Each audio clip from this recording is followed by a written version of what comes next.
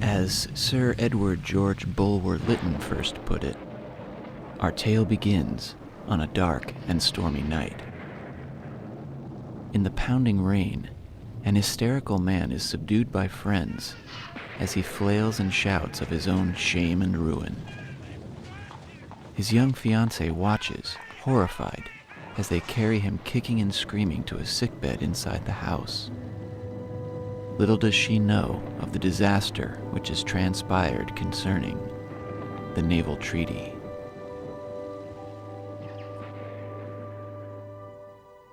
In his 2016 book, Granada's Greatest Detective, Keith Frankel called the Naval Treaty a real oddity within the Granada scheme.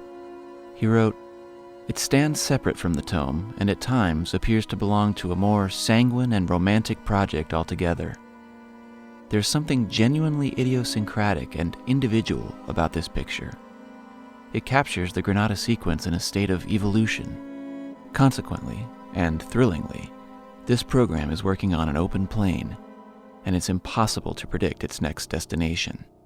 So an oddity then, but therein lies its beauty." So is Mr. Frankel in the right here? Is the Naval Treaty an oddity, an outlier of the Granada series?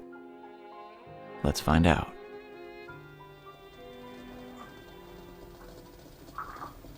The following morning, Sherlock Holmes busies himself behind his chemistry set, solving yet another case by checking the reaction of a litmus strip. Watson interrupts him, but Holmes welcomes the distraction. Commonplace little murder. You have something more interesting, I fancy. You are the stormy petrel of crime, Watson. What is it? I've had a letter from a boy I was at school with. I think you should read it. Percy Phelps, brilliant boy, carried off every prize the school had to offer, went on to fresh triumphs at Cambridge. I must confess he'd passed completely out of my mind until this.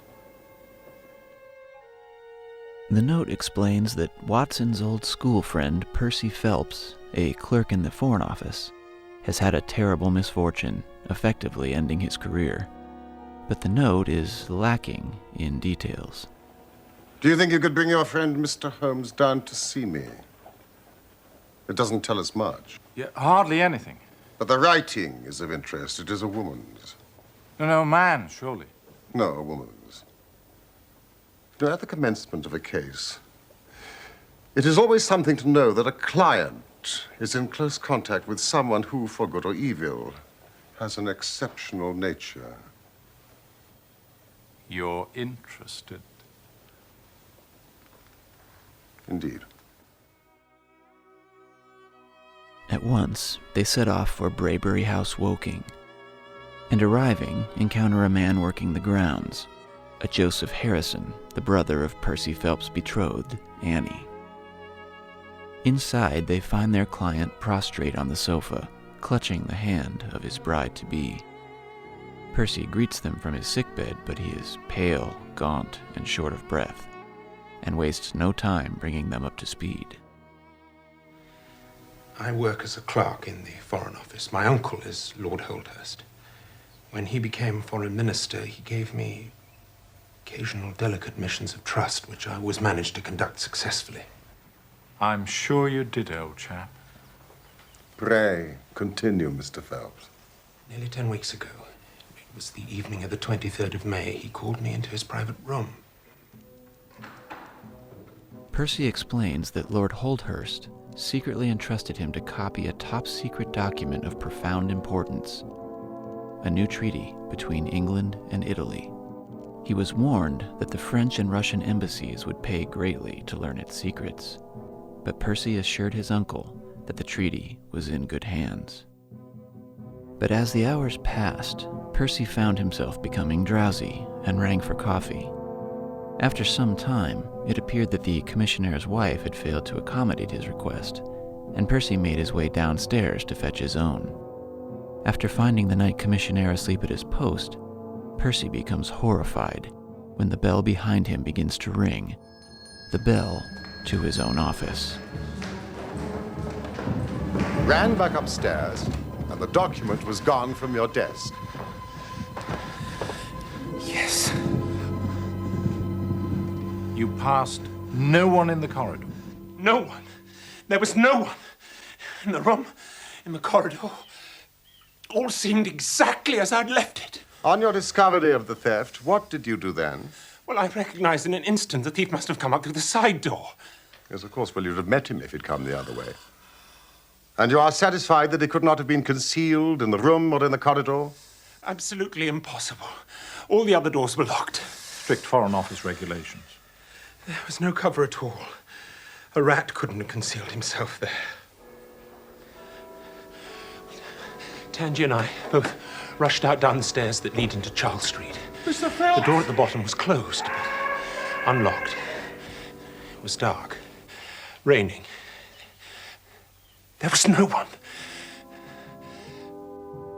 Percy struggles to explain that after an exhaustive search of the area, the only person that had left the building was the commissionnaire's wife. So, after informing Scotland Yard, they paid her a visit and searched her home, but to no avail. It was then, for the first time, the full horror of my situation came upon me. I'd been so confident of regaining the treaty. I dared not think. Watson will tell you I was a nervous, sensitive boy at school. It's my nature. I thought of my uncle, his cabinet colleagues, the shame I'd brought upon them, myself, everyone connected with me. What though I was the victim of an accident? There are no allowance for accidents in diplomatic circles. Ruin. Shamefully. Hopelessly. Ruin. Steady on, old chap. As Percy rests, Holmes speaks again with Annie's brother, Joseph. May I ask you what your occupation is that allows you to while away the summer in working? As the eldest son, Mr. Holmes, I have expectations of inheriting my father's business.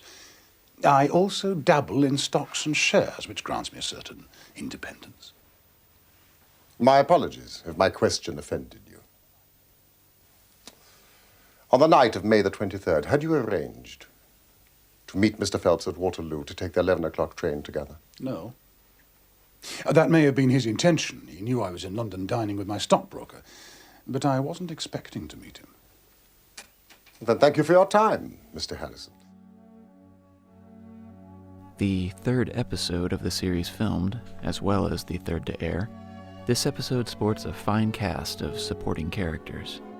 Percy Phelps is played by David Gwilym, an English actor born in Plymouth and son of the veteran actor Jack Gwilym. David famously portrayed Henry V in the BBC Television Shakespeare Company production of that play, among many other notable roles. When interviewed by Peter Haining, he recalled fond memories of the filming of this episode. He remembered, "I was able to spend the time when I was not filming, walking. One weekend I completed 50 miles. No wonder poor Percy looked so pale." Another fine performance was delivered by British actress Alison Skilbeck in the role of Annie Harrison. To Peter Haining, Alison recalled, "I loved the long Victorian dress I had to wear for the part, but we were filming in what felt like one of the longest and hottest summers I could remember, and I was stifling hot." Miss Skilbeck also had a tendency to misremember the title of the program and kept referring to it on set as the Navy Lark. Gareth Thomas, who played Annie's brother Joseph Harrison, was probably best known for his portrayal of Raj Blake in the BBC science fiction series Blake's 7. But he appeared in many other films and television programs in his 45-year career. Sadly, Gareth Thomas passed away in April of 2016. Back in the sick room, Holmes questions Annie, who explains how Percy returned home that evening. Your brother had already returned. Yes. I was surprised, but not unduly worried that he was alone. Percy often worked late, and I knew there was another train. So I went to bed. And sometime after midnight... I was woken by the most fearful commotion in the hall. Your brother was sleeping down here in this room. Yes. My family were taking advantage of their trip to America to have several of the upstairs bedrooms redecorated. It was evident that poor Percy was in for a long illness. So Joseph was bundled up to my room. And this was turned into a sick room. For me. I have lain here for 9 weeks, delirious. If it had not been for Miss Harrison and the doctor's care, I should not be speaking to you now. She nursed me by day. A hired nurse looked after me at night. But in the mad fits, I was capable of anything. It's only in the last few days that my reason has slowly cleared. I've wired Inspector Forbes, but he's told me no clue has been discovered. So I turn to you, Mr. Holmes, as my last hope. Holmes momentarily considers the data, but finds himself distracted by a particular flower in a nearby bouquet. He holds it up to the light of the window, examining it as he ponders. What a lovely thing, a rose is. There is nothing in which deduction is so necessary as in religion. It can be built up as an exact science by the reasoner. Our highest assurance of the goodness of Providence seems to me to rest in the flowers. It is only goodness which gives extras. And so I say again, we have much to hope from the flowers.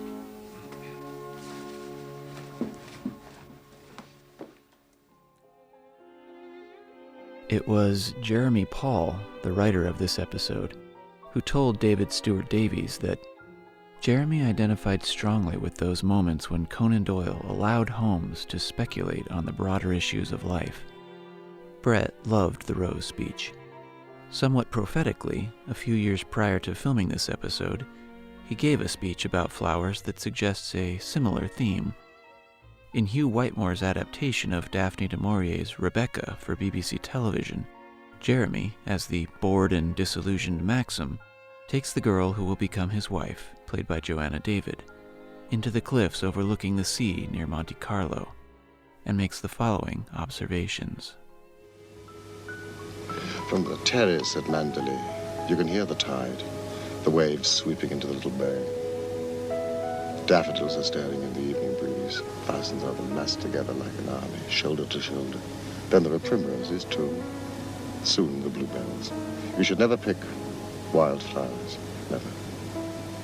You should always leave them where they belong. The only flower that looks better when it is picked is the rose. I have roses in the house at Mandalay for 8 months of every year. Roses and lilac, great branches of lilac.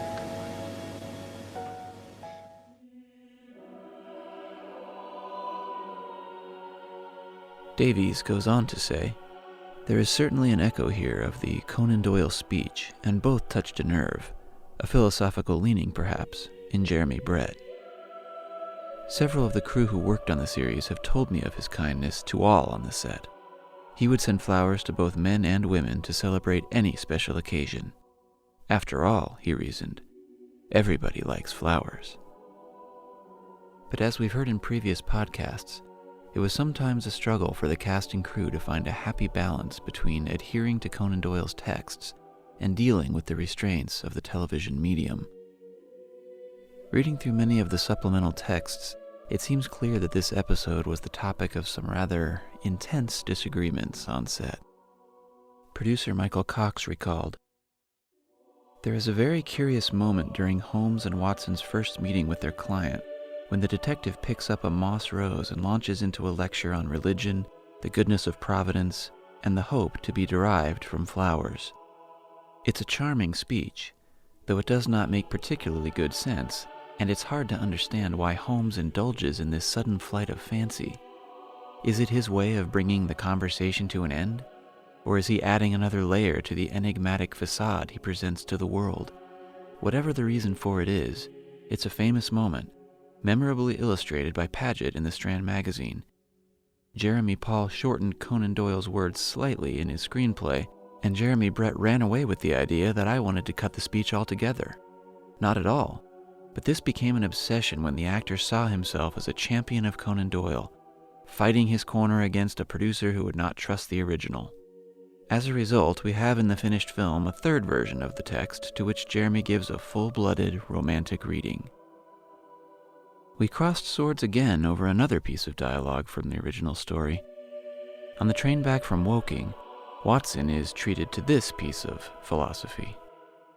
Holmes says, "Look at those big, isolated clumps of buildings rising up above the slates, like brick islands in a lead-colored sea." Watson says, "The board schools."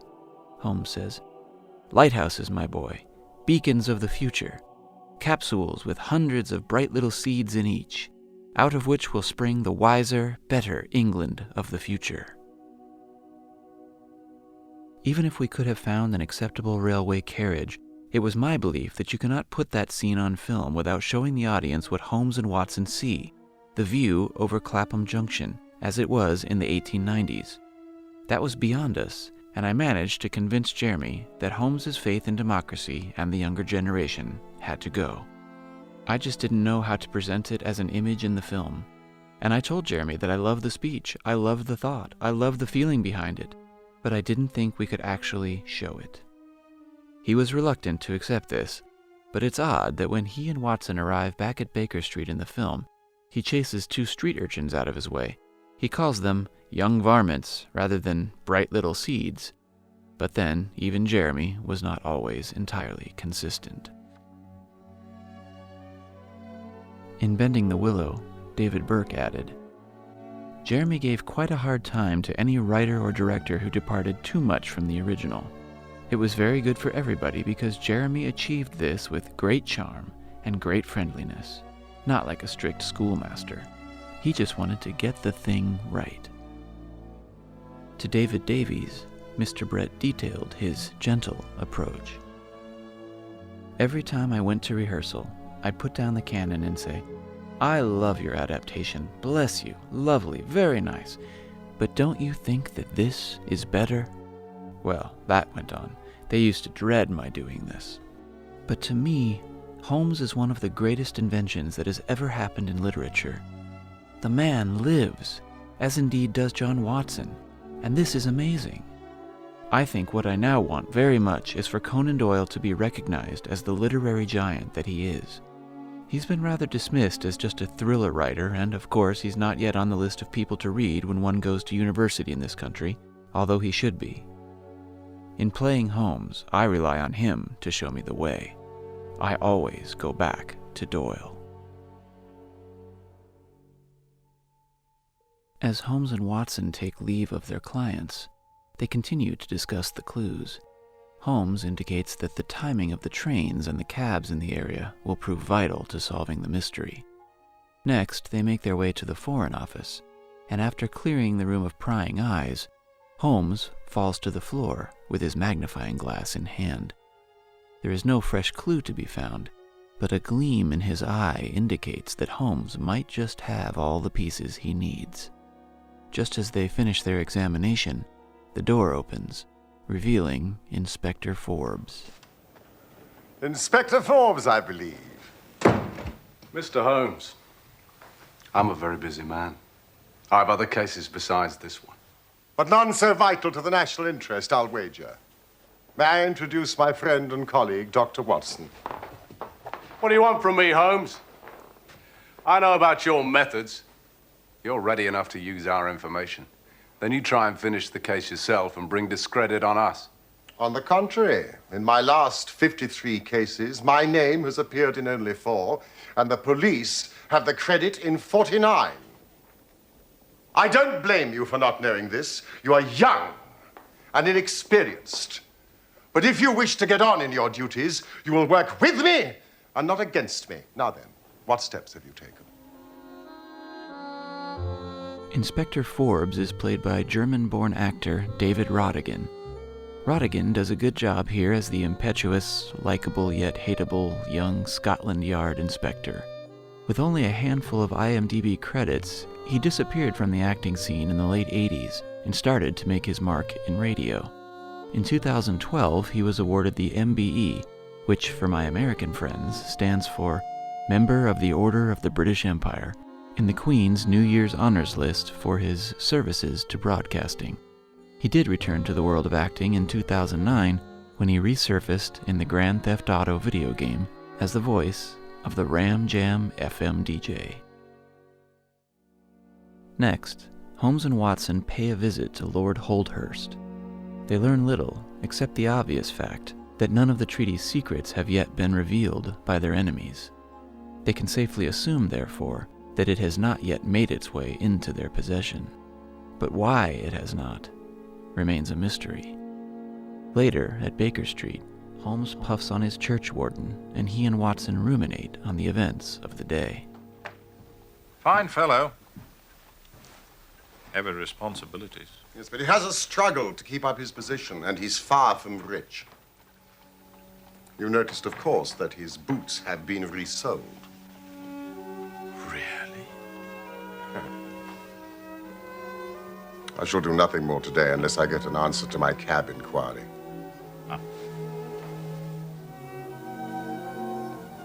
You all right? Oh, Watson, I won't detain you any longer from your legitimate work. But I should be extremely obliged if you would come down to Woking with me tomorrow. The same train that we took today. Yes, of course. Night, Holmes.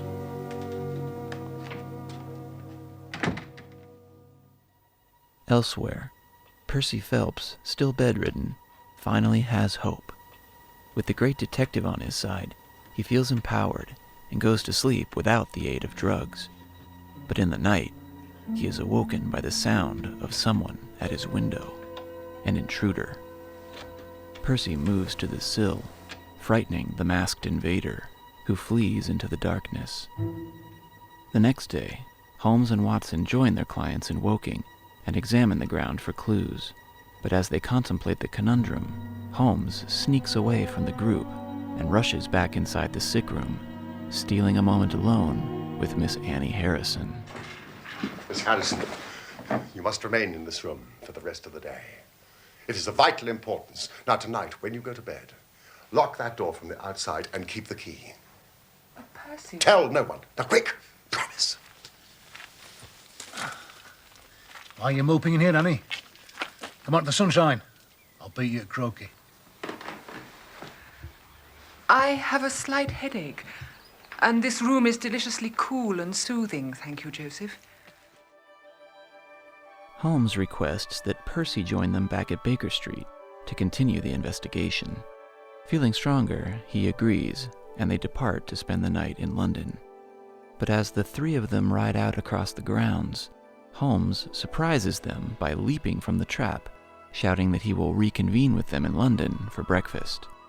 The great detective sprints across the grassy countryside and vanishes. In Kenneth Harris's book, A Centenary Celebration of Sherlock Holmes, Jeremy Brett recalled, "The Naval Treaty was the first film in which I felt I could be a bit of me as well as Holmes. I wore a beige suit and a straw hat. I was allowed to laugh, and at the end, when Holmes knew he'd cracked the problem, I made him do a little skip and dance. Some viewers may not have approved, but for me, it was a breakthrough." The next morning at Baker Street, Percy and Watson wait anxiously on their friend. When they see him finally arrive, emerging from his carriage weary and injured, they begin to worry. That'll be Mr. Holmes returning now, sir. He looks like a beaten man. I confess you may be right. I hope for so much. Holmes, you're wounded. Oh, it's only a scratch through my own clumsiness. Good morning, Mr. Phelps. This case of yours is certainly one of the darkest I have ever investigated. It has been a remarkable experience. Oh, come along, Holmes. That bandage tells of adventures. Now, what happened? After breakfast, my dear Watson, remember, I have breathed 30 miles of sunny air this morning. Mrs. Hudson, you have risen to the occasion. Won't you join us, Mr. Phelps? Holmes' rather jovial attitude begins to annoy Percy, who, while refusing breakfast for himself, finally relents to helping a wounded Holmes with his. But as Percy lifts the lid of the dish before him, he lets out a small cry, startled by the contents of the tray. Before him is the Naval Treaty. Holmes and Mrs. Hudson smile at their successful subterfuge, and all begin to laugh as Percy dances around the room with relief and delight. But the ordeal is too much for his nerves, and he nearly collapses from the excitement. This moment was another example of Mr. Brett locking horns with the production staff. Director Alan Grint saw this gleeful dancing as a bit over the top, but once again, Mr. Brett, armed with Doyle's words, prevailed. In Bending the Willow, he stated, "I managed to persuade Grint to keep Percy's reaction to the recovered treaty much as it was in the script, but it was hard work. I wanted this version to be as faithful as possible. My producer, Michael Cox, began to realize that what I was trying to do was to get right and do it as delicately as I could, what I felt was important from the stories." There. It really was too bad of me to spring it on you like that. But Watson here will tell you that I never can resist a touch of the dramatic. Please, tell me how you got it. Where it was. After I left you, I settled myself into the English countryside and spent a charming afternoon. I remained there until dusk. And then I returned to your house.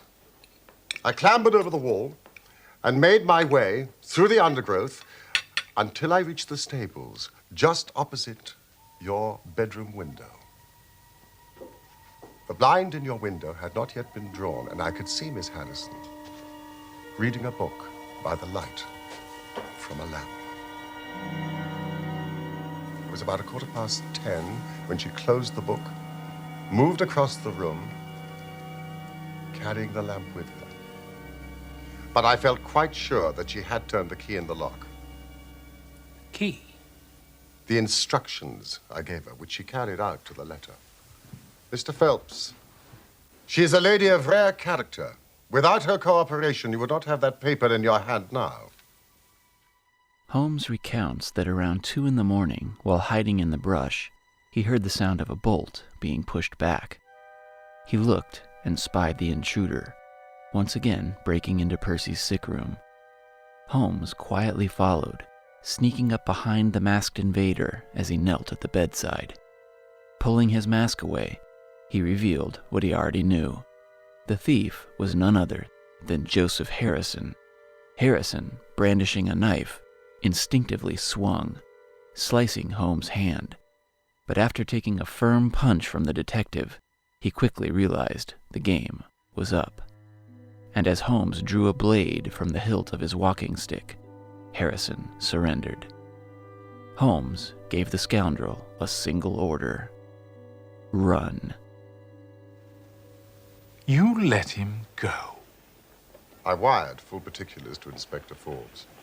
If he's quick enough to catch his bird, well and good. But if, as I shrewdly suspect, he finds the nest empty, why, all the better for the government.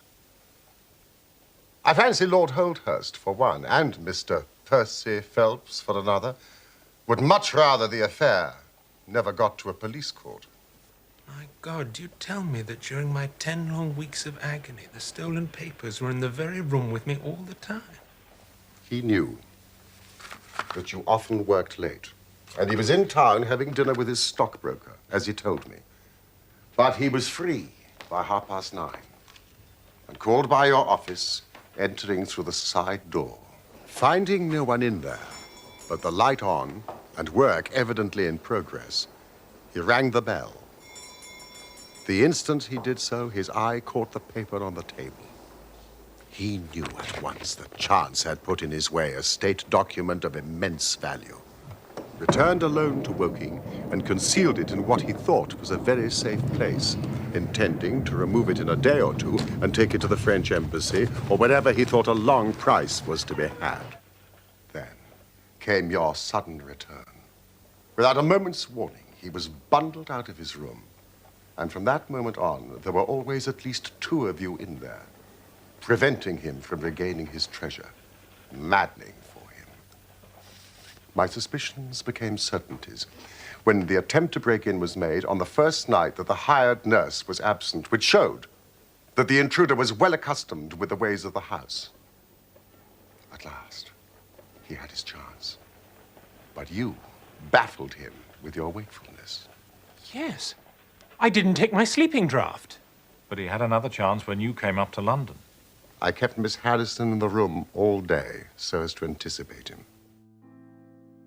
A knock at the door informs Holmes that a certain young lady received his note and has arrived to transport the client home. Percy thanks his benefactors and takes his leave. As Holmes reflects on another victory, Mrs. Hudson enters with her usual domestic flair. Mr. Holmes? Hot water. Thank you. Watson watches as his friend Percy returns to his old life, and Holmes can't help but smile as he triumphantly puffs on his oily black clay pipe. Original episode air date on the ITV network was the 8th of May, 1984 at 9 p.m. Adapted by Jeremy Paul and directed by Alan Grint. Born July 29, 1939, Jeremy Paul was a staple of the Granada series. He would go on to adapt a total of 9 episodes, including The Speckled Band, The Musgrave Ritual, and numerous others. Michael Coveney of the Guardian newspaper writes, born in Bexhill, East Sussex, Paul had a theatrical background. He was the only child of the producer and impresario Dominique Roche and the West End actor Joan Haythorne. The couple were not married, and Paul never knew his father. He assumed until he reached adulthood that his father had died in the Second World War. When he discovered the truth, he dropped his surname, replacing it with his middle name, Paul. Now, in addition to the Granada series, Paul also penned the stage play, The Secret of Sherlock Holmes, which debuted in August of 1988 and toured through December 1989, and which starred Jeremy Brett and Edward Hardwicke in their respective roles. Jeremy Paul died in 2011 of pancreatic cancer at age 71. Now, there is much that could be said about his play, The Secret of Sherlock Holmes, and perhaps we will cover it in a later episode, but for those curious in the meantime, the audio is out there on the internet, and we'll add a link to it in the show notes. Director Alan Grint would go on to direct 3 other episodes of the series, The Greek Interpreter, The Crooked Man, and The Final Problem. Evidence of Grint's long and successful career is easy to find on IMDb, which has him directing an awe-inspiring 125 episodes of Coronation Street as recently as 2019, among many, many other shows. Though I suppose it's worth mentioning that Coripedia, the Coronation Street wiki, actually has him listed as directing 142 episodes and declares him the show's longest-serving director. So, I suppose fans can take their pick on that. Born in 1940, Alan Grint is 79 years old. So, how does this one measure up? Well, I will say that it is indeed a bit of an oddity, as Keith Frankel put it. But let's settle into our armchairs and discuss as we're joined by my co-host, Luke.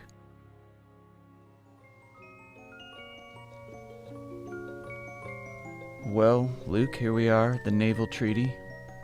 This is obviously an early episode with a lot of establishing texture at the beginning. I don't know, the violin laying out, messes strewn about, Victoria, Regina, bullet holes in the Persian wall. slipper. Yeah. Photo of the Reichenbach Falls. Yeah, yeah. And I mean, I think this was the third one they filmed, so, you know, I'm sure they had Baker Street set up from the beginning, though.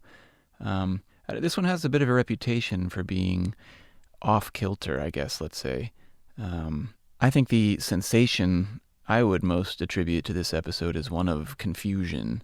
Not that the story is confusing, although it kind of is, but there's a real sense of legitimate confusion among the characters, which sort of creates this strange feeling of surrealism overall. I don't know. Am I crazy? I don't know. I feel like it's just a really strange story generally. And if you're not, if you're just casually watching it, the fact that this guy's in bed with what they call in the book brain fever, right, is interesting. But then you realize he's in bed for 10 weeks. Yeah, this way over losing a piece of paper. There's quite a few characters in the canon and in the TV series as well that seem to be incredibly frail human beings. And I've always been curious about that. It's just a different time or what the situation was exactly. But yeah, that's a weird one to chew on when you're uninitiated to the series.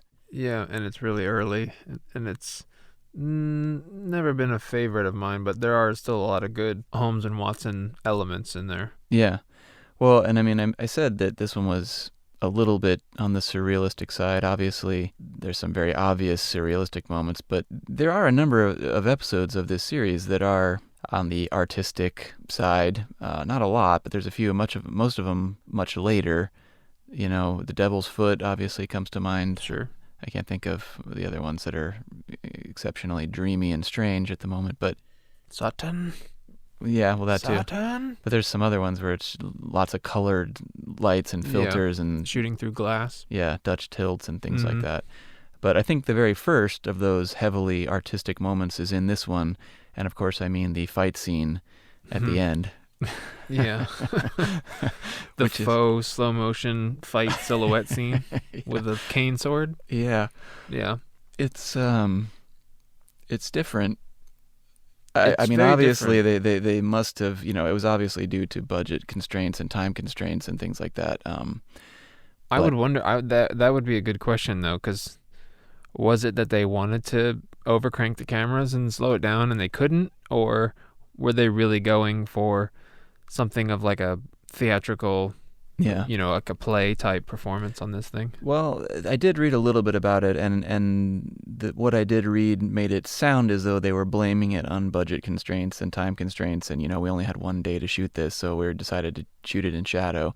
There's not much. I mean, there's not much about the fight scene either, and I don't think there's even mention of a cane sword, is there? No, that's just they tell that in retrospect, but yeah, I don't. It's effective. I don't know if it achieves what they were going for, but it's definitely keeps your attention. Yeah, but it's fun. It is, and it's it's different, and it's better than if it was like a clunky fight scene, right? Like a early Star Wars lightsaber fight. Yeah, and the thing about it that is to me, again, bordering on the surrealistic side, is when you're watching this shadow fight, and Holmes draws his sword and raises it up like he's going to impale this guy. Yeah, through the middle of his neck. Yeah. And then he just says, run, or whatever he says. And I don't know, it's one of those things that when I first saw it, I thought, what is this show? What am I watching? This is a little too artistic for my young mind. But now I appreciate all these different, shades. Yeah. Well, I think the rose was another part. Yeah. Like that. And another one that I didn't appreciate younger, but now I think is pretty great and hilarious. Yeah. Yeah, well, it's the Rose speech it feels strangely out of place, but I do love that they included it. And I like the way they handled it because I like the agitation of all the people in the room. Yeah. I talked a lot about this in the main podcast and how Jeremy Brett wanted to fight for that speech because it is in the story. But even scholars of Holmes, talk about how out of character it is and like what was he trying to accomplish with that speech? Just trying to put people off the scent, Well, I can't remember the series of events right now. Did he have the whole thing figured out by then? You never really know. You never know, but there's that obviously moment, a time where he knows that the brother is involved. Well, he says in that scene, he's like, "You've furnished me with 7 clues." Right. And there's a bunch of debate about that, but right. But I kind of feel like he was just drifting in his own mind, listening to people just prattle on, and then he just goes, "I'll go think about the rose," and just drifted somewhere else. Yeah. Because then she goes, "What are you going to do about our mystery?" And he goes, "Mystery?" You're right. Like, this isn't a mystery. Right. Yeah, it's interesting. Speaking of flowers, Alicia was nice enough to give me a copy of the 1979 BBC production of Rebecca for Valentine's Day, which starred Mr. Brett and Joanna David. But he does have a speech about the flowers of Manderley in there, which is definitely reminiscent of this episode, or I guess vice versa, because that one came first. But for any Brett fans out there, I don't know where she got it, but at least the Region 1 American version that she got, it was clearly a bootleg, which is about the best you can find when you're looking for something obscure like that. But it was watchable, and it's out there if there's any other Brett fans that want to seek it out. It was filmed not long before the Holmes series, so it's Jeremy Brett at the height of his acting powers, you might say. Yeah. And getting back to the flowers, though, another nice touch in this episode is the moment when Holmes gives Mrs. Hudson the daisy from his lapel. Yeah. I thought that was nice. It was nice. Yeah. There's a lot of nice little things in this one. I mean, when Watson is initially telling Holmes about the case, and he starts to look interested, and just David Burke's face when he goes, "You're interested," and a big smile. Yeah, to me, that's the most surrealistic thing about this episode is all of Watson's like strange toothy grins in these. Like, he's definitely. If this was on today, there'd be a lot of memes of David Burke, I think. Yeah. But there's also one really like Basil Rathbone era Watson-y type moment that you don't get in most of them, and it's the point when he says, "Accept the tangible fact when the commissionaire's wife ran out of the building not 10 minutes earlier."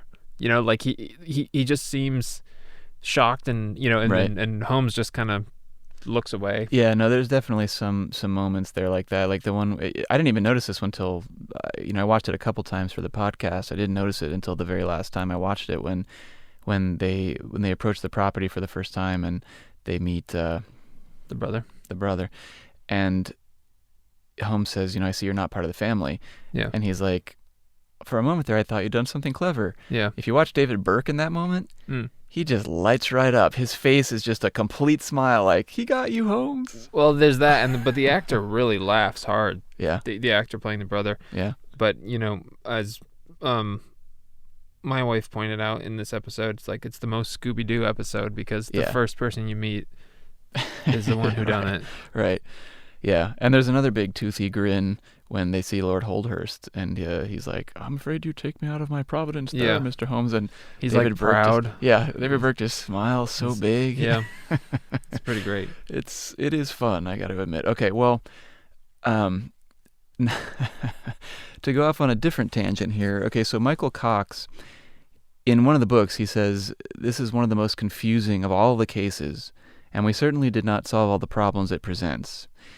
But I would like to digress for a moment and read something to you that I found very interesting. I got this book. It's called A Sherlock Holmes Commentary by Martin Dakin, Dakin. So this presumes, of course, that everyone listening to this has either read the story or seen the episode. And if you're not familiar with the controversy around this story, there are quite a few theories on this that maybe you're not aware of. But this one, I read it and I just had to read it on the show. So let me read. This is going to take a minute to get through, but I think it's worth it. So give me just 1 second. In comedy, they call that a long walk. Yeah. So in this book, Martin Dakin, it's a very modern dissection of everything in the canon. And so he spends quite a few pages leading up to this point, but here's what he has to say about the Naval Treaty and all of the inherent disjointed problems within. "I have pondered deeply on these problems and reached a solution which, although it puts a rather different complexion on the story and may shock some readers, I am convinced is the truth, since it provides answers to all these questions. Mrs. Tangi," who you'll remember, is the woman who doesn't get the coffee. The commissionnaire's wife. Right. Mrs. Tangi was as guilty as Percy first suspected, although not quite in the way he thought. She was a bad lot, as Inspector Forbes discovered. She drank and was in money difficulties. Knowing this, perhaps from conversations with her on a previous visit to the office, Joseph got a hold of her and bribed her to help him steal the treaty. He brought his cab round about the time he had ascertained that Percy usually ordered his coffee, but he must have had to wait some time, which may explain why the policeman did not see him on his way in. Meanwhile, Mrs. Tangi, having received the coffee order from Percy, refrained from carrying it out, but hung around in expectation that sooner or later he would come out to investigate. She was lurking just outside of sight, round the bend on the side corridor. Percy, with unusual patience, waited for half an hour or so, and she must have wondered whether she was going to have to fetch him out on some other excuse. When at last he crossed the landing, she rushed to the side door and gave the okay to Joseph, who nipped up and secured the treaty, while she kept guard on the landing to warn him if Percy returned. Or more likely, perhaps she took it herself and handed it over to Joseph, who was waiting at the door. He made off in the cab, to be followed immediately by his confederate on foot. That would explain everything, wouldn't it? Except the bell. I am convinced that, as Holmes at one time considered, it must have been rang by accident. The thief, by some clumsy movement, set it off as he or she was grabbing the document from the desk. Now, the astute reader, of course, will inherently observe that this theory implies that Joseph knew beforehand that the treaty would be there, which would appear to be impossible, as no one but Percy himself and Lord Holdhurst knew before that afternoon. It follows, then, that one of them must have told him. Obviously, Percy would not have set in motion a train of events resulting in his own ruin. There is no alternative but to see in the ignoble form of that noble lord the real villain of the piece.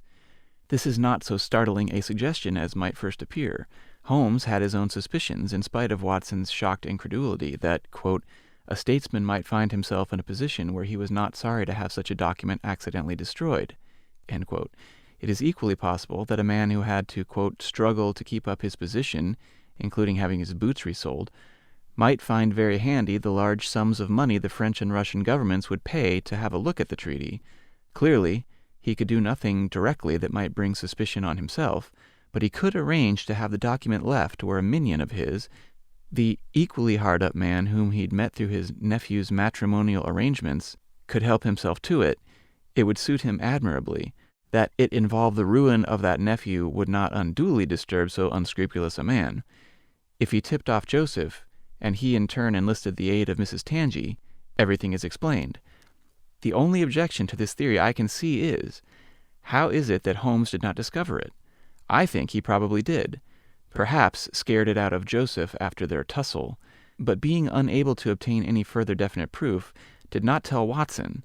He wouldn't want to expose him to the danger of a libel action anyway, but he had his ideas, which he revealed in a number of hints. When he said, quote, I fancy that Lord Holdhurst for one, and Mr. Percy Phelps for another, would very much rather this affair never got as far as a police court, end quote, he meant more than an indirect discredit to the noble lord of the family connection getting into trouble. His remark on leaving the cabinet minister, quote, he's a fine fellow, end quote, has much more sarcastic ring if he emphasizes the he's a fine fellow. Finally, it is a coincidence that, in fact, Lord Holdhurst never became premier as Holmes first thought he might. I suspect Holmes called on him later and warned him that he knew, and that Lord Holdhurst would be wiser to find reason for retiring from public life. Okay, so there you go. I think that's a stretch. For a number of reasons. I mean, I thought the Lord Holdhurst thing being, having his shoes resoled more than once. Yeah. Was another Scooby-Doo thing. Blind? Yeah. Yeah. Just for the sake of the story. Not to show that everybody is conspiring together. But see, the reason why people keep talking about this one in particular is because all those kind of inconsistencies. Like, I wasn't going to read it, but in the Klinger annotated book, there's a number of annotations. One of them is this. England's northernmost county is a wild, chilly, remote locale, and its natives are described in the 9th edition of the Encyclopedia Britannica as typically stalwart and robust and seldom corpulent. The people have mostly gray eyes, brown hair, and good complexions. Neither of the Harrisons display the typical physical characteristics of a typical Northumbrian. Could the Harrisons have been spies sent to obtain the treaty? Well, okay, but that is less of a stretch than Lord Holdhurst conspired with them and the commissionaire's poor wife to do this, you know. Yeah. I don't know. There was something I noticed in watching this back again, which brings me, you know, kind of around to this point also, which is in the moment when he goes down to look for his coffee. It's really brief, but if you look when he comes around the corner and you see the commissionaire sitting there, there's this huge cloud of smoke over his head. Yeah. And I always wondered, like, what was that? And then it's in the Sidney Paget illustration. Yeah. And what it is like he was brewing the coffee and he fell asleep and it was just steaming in his little office there. But they talk about the fact that the bell was being rung a bunch, and it was only brought to his attention that was his bell after a while. So I don't think it was like, okay, here's what we're going to do. I'm Lord Holdhurst. You, the commissionaire's wife, you hang out and let this guy know when you're ready, and then you guys ring the bell, and then, you know, like, it just seems like way too much of a... But there's a moment in the episode, which I don't remember if it's in the story, when they're up there in the office and they're investigating, and Watson is running through possibilities, and he's like, or maybe someone tried to tip him off, you know, a co-conspirator wanted to stop the crime in progress or something, like, so by ringing the bell. Sure. So there's all these possibilities, but in terms of the smoke in that picture, I thought that was really interesting too, that they kind of recreated that image. I always thought it was just candle smoke. I just thought it was, you know, from a gaslight or a candle or something. Well, that was actually something that I wondered, which was like, was he being drugged or something? Only from watching the episode, though. Because when you come around the corner and there's this little office full of smoke, it looks like smoke, but it was meant to be steam. Right. And it's really only in the episode. Like, you can only know, it's only like 1 second that you see it. Yeah. And then the next shot, it's not there. Right. But well, it's interesting. I don't know. There's something I always thought that was odd was that this document they were trying to keep from the French was written in French. Well, yeah. Well, I looked into that a little bit too, and it was a treaty between the British and the Italians, and it was about taking land in Africa. Yeah. And they were going to, like, each take some land, and the British were like, we're going to take some land next to where you have sea power, so, like, you know, don't kill us. But it was written in French, and they didn't want the French to find out. There is a note in the Klinger book that says French was the language of diplomacy. Okay. So maybe it was just standard that would happen. The go-between language. Seems like a foolish notion if you're trying to keep something from the French to write it in their language, but... Well, I guess, but maybe it was just the more common language back then. Yeah.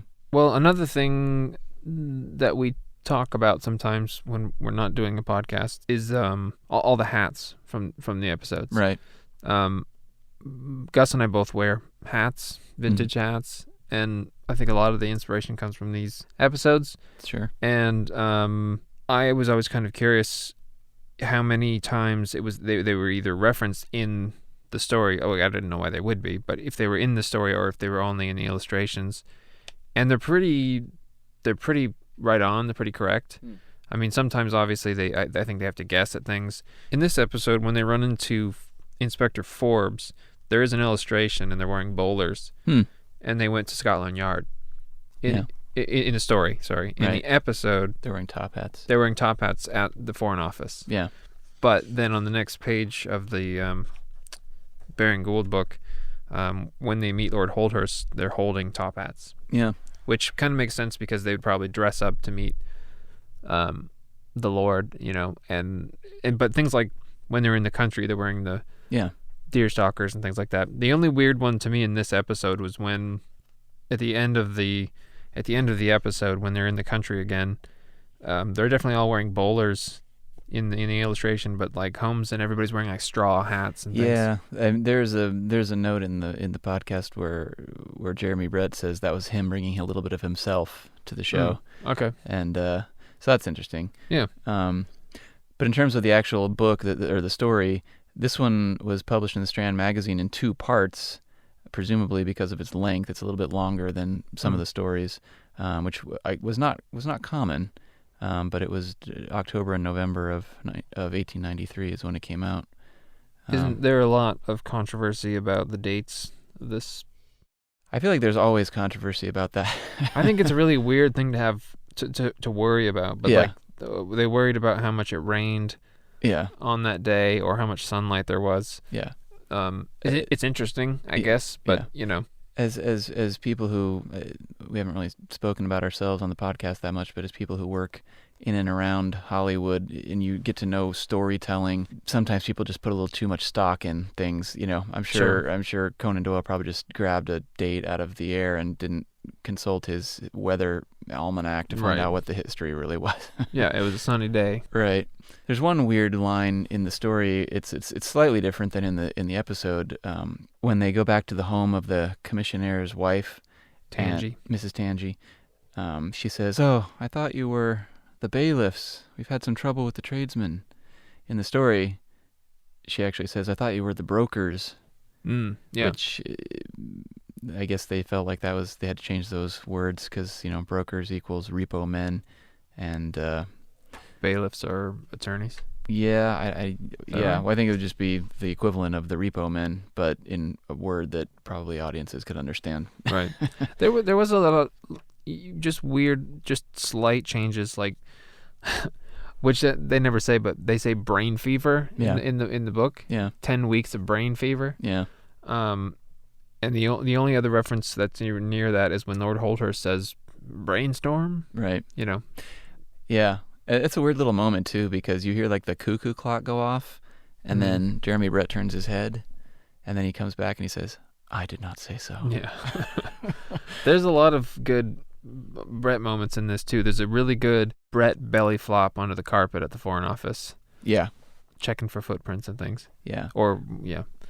Yeah. Another difference between the book and the show, though, is that he doesn't hide the papers in the bottom of a settee. He hides them in a trap door in the floor, which is meant to access the plumbing or the gas pipes, but it was... Probably just they didn't have a floor that had that opening. That's probably what it was, filming. Yeah. There's some good... there's a good one. There's a good line where he's talking to the inspector, and he's getting angry because he doesn't want to work with him, and he's like, "You will work with me and not against me." Yeah. Yeah, well, we'll come to the best parts, but there's one other interesting thing. Actually, there's two questions, because if you read the Baring Gould, so I have a question that you may know the answer to. But first, in the I think it's in the Leslie Klinger book, there's a line that says when he's waiting outside for Joseph, he says, "There came from the window a sharp metallic snick," when he's breaking in and Percy's in bed. The Oxford English Dictionary actually credits the Naval Treaty as the very first usage of that word to mean a sound, because before that, snick didn't indicate a sound. You know who else uses the sound effect for snick? Huh? Wolverine. That's right. Snickety, snickety, snide. So here's the question I have for you. In this story, Watson mentions another case that he cannot talk about yet due to governmental sensitivity called the second stain. Mm-hmm. But when he describes it, it's clearly not the same second stain that we will come to know later. But so it's like a fourth stain. Well, it seems that Watson used this title at least 3 times in different stories when he's trying to, but before the story was written? Right. He's trying to, make it sound like it's something interesting. And then when finally he did write the second stain, it had nothing to do with these things the way they're described previously. But that's the kind of fodder that the super fans out there love to try to figure out a way to make the second stain fit into the description. Right. But that's probably again another case of he came up with a cool title, right, and then used it in these stories, and then when he went to write it, he went, "Okay, that's not going to work for the whole story, so we have to change it." Right, exactly. There's something I want to talk about in this story, mainly from the episode, when they're talking about the bell. When the bell's ringing, when they go upstairs, Percy talks about opening the door and remembering that he hears the chimes of the church, 10:15, and Holmes in the story says, "This is of enormous importance," and he makes a note on his shirt cuff. Yeah. In the episode, he uses a pencil to do this, and it's actually a silver handmade propelling pencil, which is the first type of mechanical pencil ever made. And I really like the look of that from this specific episode, so I tried to find one online, and you can find them. They're a little expensive, but this one I'm pretty sure was a Morden. Samson Morden was credited as inventing the mechanical pencil or co-inventing it, and so I had to buy one. Yeah. And I bought one of those, and I bought a later one. But they're these really neat little contraptions. They're kind of small. It's not quite as big as a normal pencil or pen, and they retract into themselves, and you twist the top, and lead comes out, and it's this neat little thing. I mean, when you look at that in the episode, the lead that pops out, it seems really long and thin, and it makes me wonder, like, how does that not break? Well, that's the thing. It's actually, there's a whole piece that extends. There's a piece of silver. There's like a silver tube that holds the lead, but it only kind of just barely holds the lead. It's a really weird thing. You get these like inch-long pieces of lead, and you slide them in the top, and you screw them down, and then the whole, like the little holder and the piece of lead slides inside the pencil. And so it's this neat little device. If anyone listening cares, I would look up Samson Morden propelling pencils, Mordan. Yeah, they're really pretty, and they have a little gem at the end, and they're neat. And I have one just like the one. How much would one he expect to pay for one of those? I got an actual S. Morden Company, which was a later version, which when I bought it, they speculated somewhere between 1823 and 1898, and I got it for £40, which isn't really that bad. I think the other one I got was a bit nicer, but it was a bit newer, and it was a William Vale mechanical pencil, and I think it was more like $80 or something like that. Cool.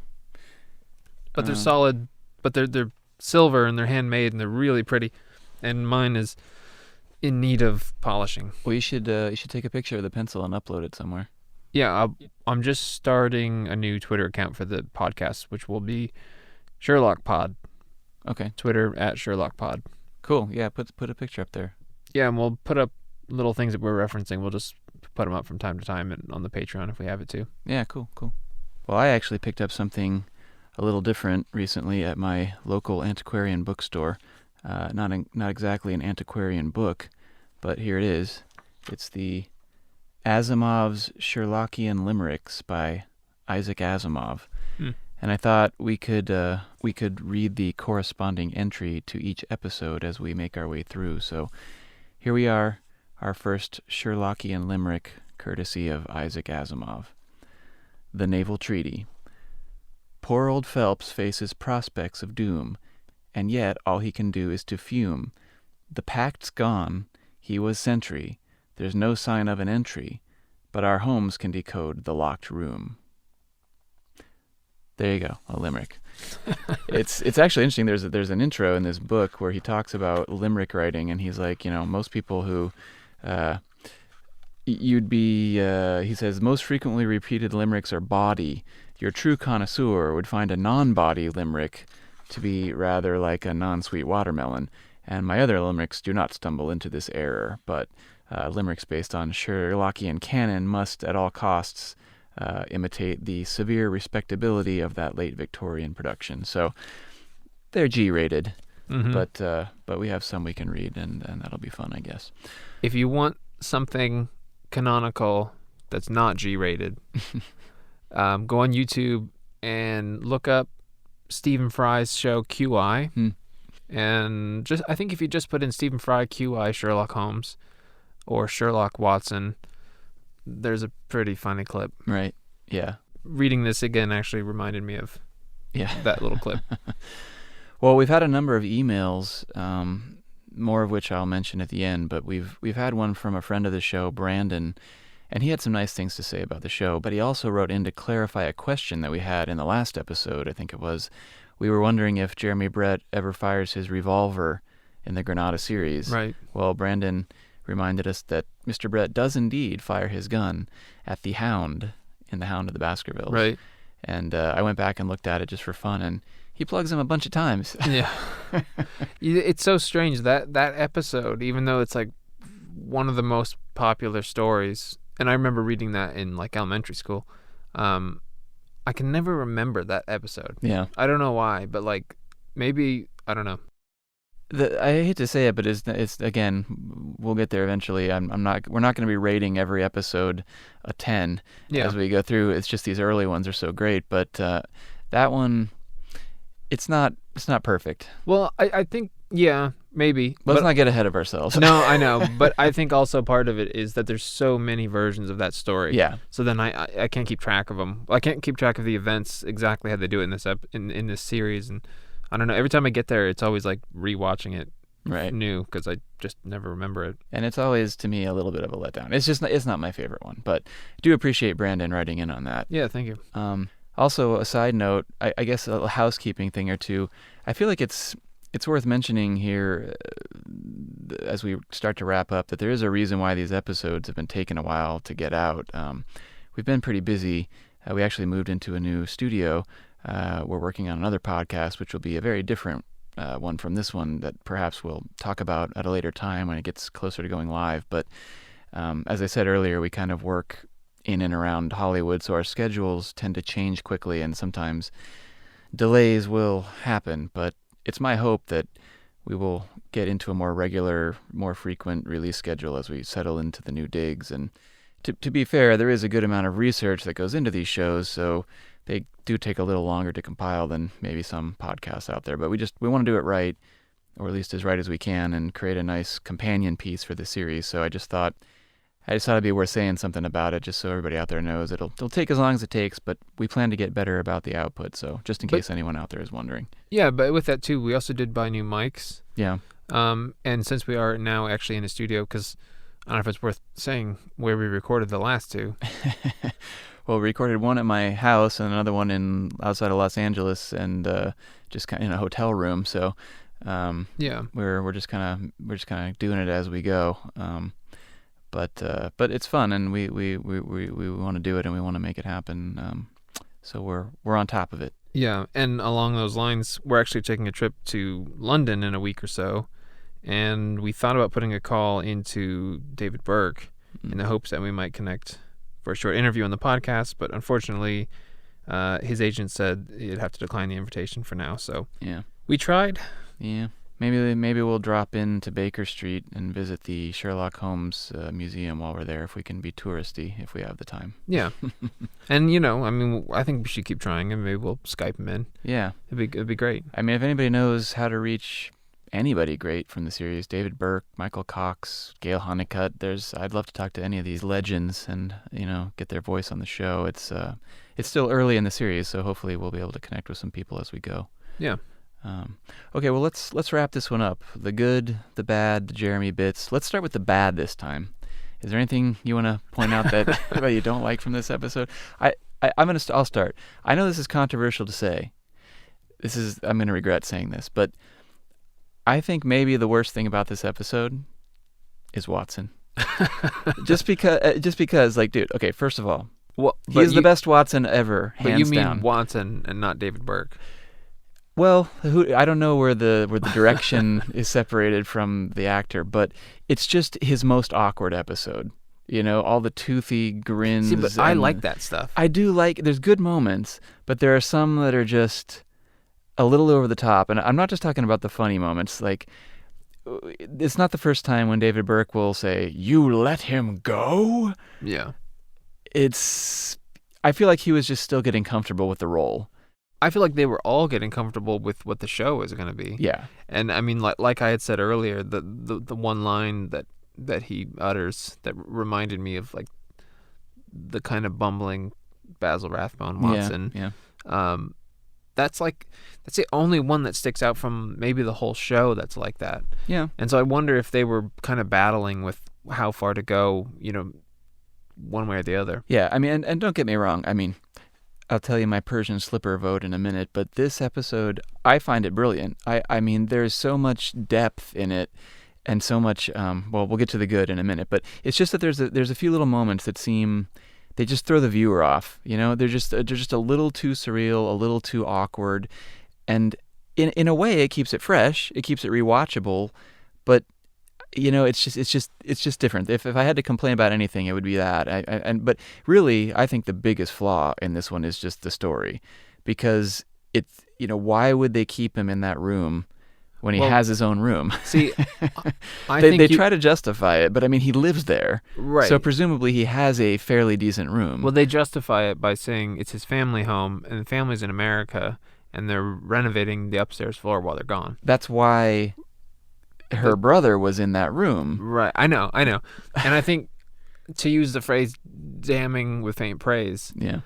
I think maybe what's brilliant about this story is that the mystery is we lost a piece of paper, and for 10 weeks this guy's like bedridden about it. Yeah. But they've made a whole story around it, and they've made every character so interesting, and all these places you go in the story so interesting that it's a good story. Yeah. But to me, like, that's kind of why I don't like it. It's just that it's this guy's bedridden. Yeah. You know, instead of like being a gentleman and getting out of bed and looking for this piece of paper, Yeah. he's just, I can't go on. He's a weakling. Yeah. That's the only thing that bothers me. It's just that it's this guy's constitution. Yeah. Well, if we're moving into the good bits, then I would say that... Oh, well, one last go bad ahead. bit. Yeah. The Flash Gordon lightning strike sound effect at the beginning. Stock audio. Yeah. Yeah. Yeah. Well, one of my things on the good list, though, is the acting in general. I mean, I think this episode could have been completely spoiled if Percy Phelps had not been at least believable in the unbelievable character he was playing. So I think he did a good job. I have the perfect casting if they want to remake it. Yeah. Carrie Elways. Yeah, this guy is reminiscent of Carrie Elways if Carrie Elways was still that age. Yeah. Yeah. One of my favorite moments in this one is when Holmes and Watson are deciding whether to go, and he says, the writing's interesting, it's a woman's. And he says, no, a man's, surely. No, a woman's. No, a woman's, yeah. Yeah, I love that line. There's a lot of great just their relationship stuff in here. When Holmes is interviewing Percy's coworker, yeah, he's asking him about the lineage of his name, you know, and Watson goes, Holmes has a French grandmother, and like Holmes's face just like yeah, his face just drops. Yeah. Yeah, I don't know. There is some great Jeremy Brett stuff in this one.